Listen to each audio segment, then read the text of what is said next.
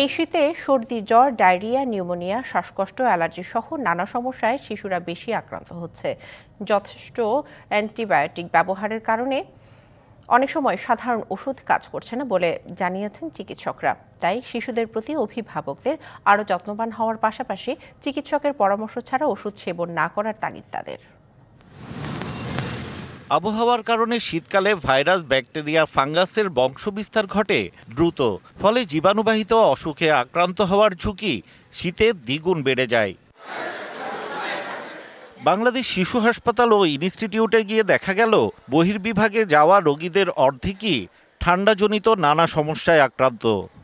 এক সপ্তাহ যাবত আর কি জ্বর, ঠান্ডা, কাশ কমতেছে না, এই কারণে এদিকে আসে। প্রায় ৮-১০ দিন যাবত জ্বর, ঠান্ডা ভালো হচ্ছে না।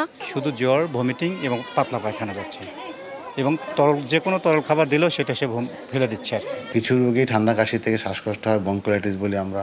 কিছু রোগী নিউমোনিয়া টার্ন করে, এবং কিছু রোগী শেষ পর্যন্ত শ্বাসকষ্ট বেড়ে গেলে হাসপাতালে ভর্তি করে চিকিৎসা করতে হয়।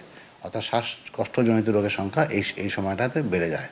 শিয়া বাটার ও ভিটামিন ই সমৃদ্ধ lily glam beauty soap. Lily, always beautiful. পাশাপাশি এই সময়টায় কিন্তু ডায়রিয়াও রোগী হয়। চিকিৎসকরা বলছেন, বাতাসে ধুলোর মাত্রা বেশি থাকায় এই শীতে শিশুরা জ্বর, ঠান্ডা, কাশি, শ্বাসকষ্টের পাশাপাশি একই সাথে চর্মরোগে বেশি আক্রান্ত হচ্ছে। আপনি জানেন যে রিসেন্টলি ঢাকা শহরের এয়ার কোয়ালিটি ইন্ডেক্স হচ্ছে পৃথিবীর সবচেয়ে ওয়ার্স্ট সিচুয়েশনে আমরা রয়েছি।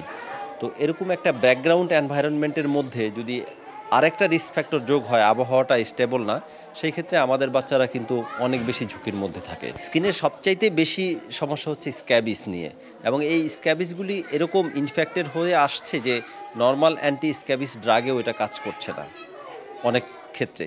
এবং স্ক্যাবিসের চিকিৎসাটা এরকম যে শুধু ইন্ডিভিজুয়াল পার্সনকে চিকিৎসা দিলে এটা হবে না, এটা সবাইকে একসাথে চিকিৎসা নিতে হয় পরিবারের, যেই জায়গাটাতে আমরা সবসময় পেরে উঠি না। এই শীতে শিশুদের প্রতি বাড়তি নজর দেওয়ার তাগিদ চিকিৎসকদের। কোনো বাচ্চা যদি কাশি হয়, সর্দি লাগে, সে ওই সময় সে বাচ্চাকে অন্য সাথে মিশতে দেবে না। মানে স্কুলে ওই সময়টা কদিন বন্ধ রাখবে, কোচিংটা বন্ধ রাখবে, মাস্ক পরবে। ভিটামিন সি সমৃদ্ধ খাওয়ার সময় বেশি খেতে হয়, পানিও বেশি খেতে হয়। খাবার দাবারটা যেন একটু কুসুম গরম দেয়া হয়, এবং ঘরের তৈরি খাবারের এনকারেজ করা, এবং সবসময় তাদেরকে বেশি ছোট বাচ্চাদেরকে একটু গরম কাপড় পরানো, কিন্তু সেটা কমফোর্টেবল হতে হবে। অনেক বেশি গরম কাপড় পরায় ফেললে কিন্তু ওদের আবার ডিসকমফোর্ট তৈরি করতে পারে। রোগীর ব্যবহৃত রুমাল বা গামছা অন্যদের ব্যবহার করা থেকে বিরত থাকার পাশাপাশি যেখানে সেখানে থুতু, কফ না ফেলার পরামর্শ চিকিৎসকদের। হিমেল মাহবুব, ডিবিসি নিউজ, ঢাকা।